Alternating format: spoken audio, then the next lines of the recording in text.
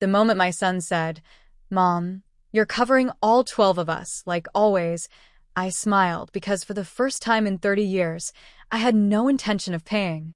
I was standing outside the most expensive Italian restaurant in the city, holding a cream-colored envelope in my hand. Inside that envelope was not money.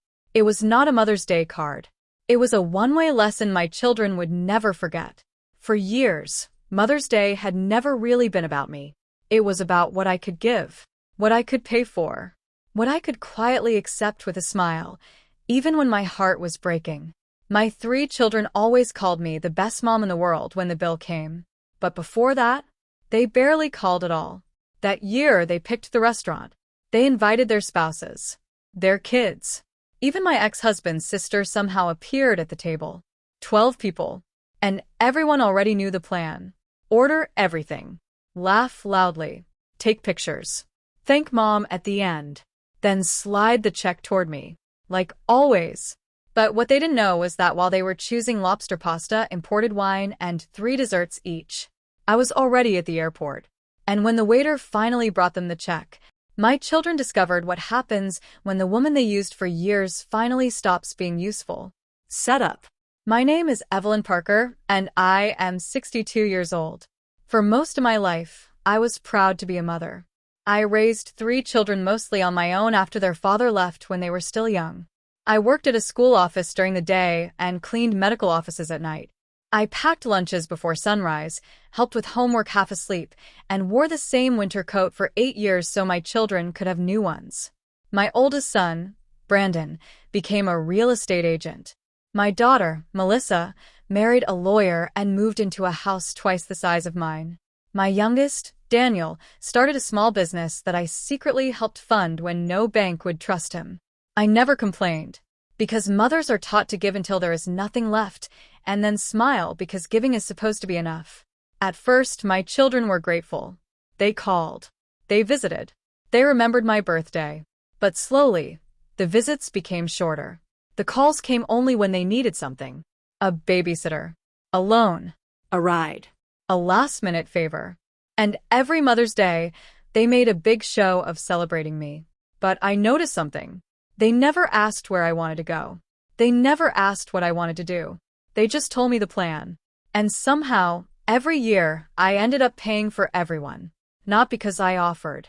Because they expected it. Conflict. The first time it happened, I thought it was an accident. Brandon said, "Mom, I forgot my wallet. I'll pay you back."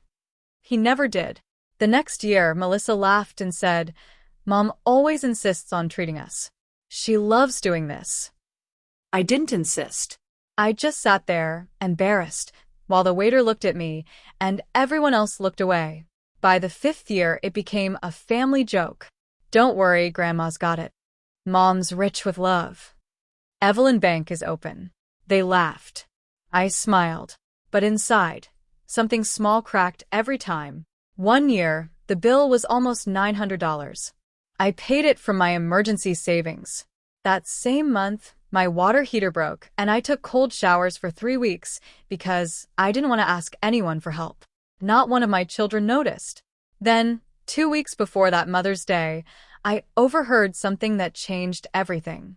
Melissa accidentally called me while talking to Brandon. She didn't know I was on the line. I heard her say, "Just pick somewhere fancy. Mom will pay. She always does." Then Brandon laughed. Daniel said, "Make sure she doesn't bring up that Italy trip again. She's been talking about it for years, but she'll never actually go." They all laughed. My hand froze around the phone. Italy.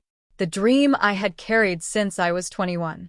The dream I delayed for diapers, school fees, braces, college books, weddings, and emergencies. To them, my dream was a joke. That was the moment I stopped crying and started planning. Betrayal. 3 days before Mother's Day, Brandon called me. His voice was cheerful, too cheerful. "Mom, we found the perfect place for Sunday. Real Italian food. You'll love it." I asked, "How many people?" He paused. "Just family." That meant everyone. I said softly, "And who is paying?" He laughed like the question was silly. "Come on, Mom. It's Mother's Day. You always take care of us." There it was. Not love. Not gratitude. Expectation. I wanted to scream. I wanted to remind him of every sacrifice, every sleepless night, every time I chose them over myself. Instead, I said, "That sounds lovely." After we hung up, I walked to my closet and pulled down an old blue suitcase. It still had a tag from a trip I never took 27 years ago. A trip to Italy with my best friend, Carol. Back then, I canceled because Daniel got sick and the hospital bills were too high. Carol went without me. She sent me postcards from Rome, Florence, and Venice. I kept every single one. That night, I opened my laptop and bought a ticket to Italy. Mother's Day. Departure time, 1:40 p.m. The lunch reservation was at 1 o'clock. Perfect. Then I called the restaurant. I asked for the manager. And very calmly, I said, "My family has a reservation on Mother's Day. I need to make something clear. I will not be paying for that table." There was silence. Then the manager said, "Understood, ma'am." I smiled. For the first time in years, I felt light. Revenge plan. On Mother's Day morning, Melissa texted me, "Don't be late. Brandon worked hard to get this reservation." Not "Happy Mother's Day." Not "I love you." Just "Don't be late." I replied, "I'll be there in spirit." She sent a laughing emoji. They thought I was joking.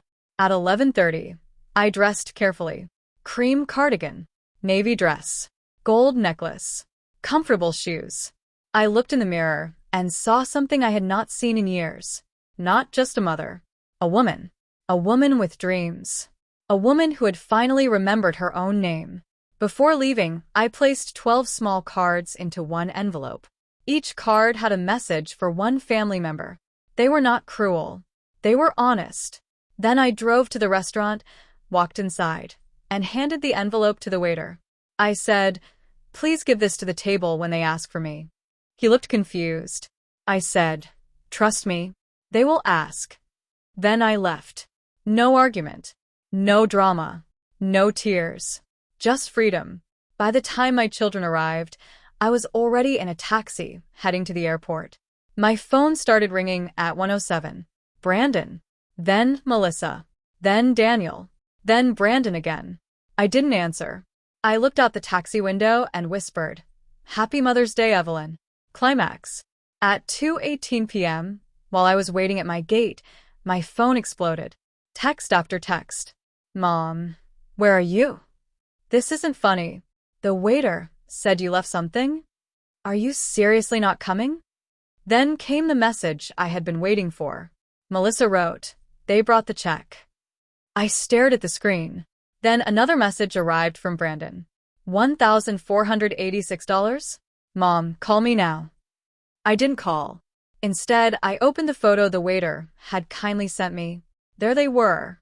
All 12 of them. No smiles now. No laughing. No jokes about Evelyn Bank. Just shock.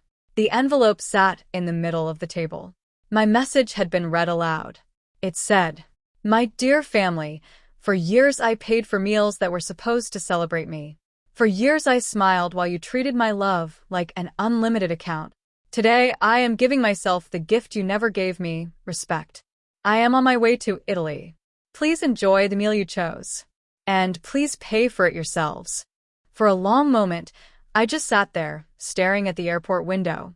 Then my flight was called. As I walked onto the plane, my phone rang again. Daniel. For some reason, I answered. His voice was quiet. "Mom, are you really leaving?" I said, "Yes." He whispered, "We thought you were bluffing." I looked down at my boarding pass. "No, sweetheart," I said. For once, I was serious. Then I ended the call. Resolution. Italy was everything I dreamed it would be. Rome felt like history breathing around me. Florence made me cry in the middle of a street because the sunset looked like a painting. In Venice, I sat by the water with a small cup of coffee and watched boats move like memories. But the biggest surprise was not Italy. It was the silence. For the first 2 days, my children sent angry messages. Then confused ones. Then guilty ones. By day 4, Daniel sent a voice note. He said, Mom, I'm sorry. I never realized how much we made you feel used. Melissa wrote a long message admitting she had been selfish. Brandon took longer. But eventually, even he said, I was embarrassed at the restaurant, but I think I needed to be. When I came home 2 weeks later, they were waiting at my house. Not with demands. Not with excuses. With flowers. And a homemade dinner. For the first time in years, nobody asked me to pay for anything. Nobody joked about my wallet. Nobody treated me like a servant wearing a mother's smile. We talked honestly. I told them I loved them, but I also told them something they needed to hear. I am your mother. I am not your bank. I am not your backup plan. I am not invisible. And this time, they listened. Moral ending. Love is beautiful, but love without respect slowly becomes pain. A mother can give everything she has, but that does not mean her family has the right to take everything and call it normal. Sometimes the strongest revenge is not shouting. It is not fighting. It is not trying to make people suffer. Sometimes the strongest revenge is simply stepping away and letting people face the cost of their own choices. My children learned that day that gratitude cannot be replaced with tradition. And I learned something even more important. It is never too late to choose yourself. Not at 40. Not at 60. Not after years of silence. Because the people who truly love you will not only accept your boundaries, they will finally understand why you needed them. That Mother's Day, my family expected me to pay for lunch. Instead, I paid for a flight to the life I had postponed for everyone else. And when the waiter brought them the check, they finally realized the woman they had taken for granted was already gone.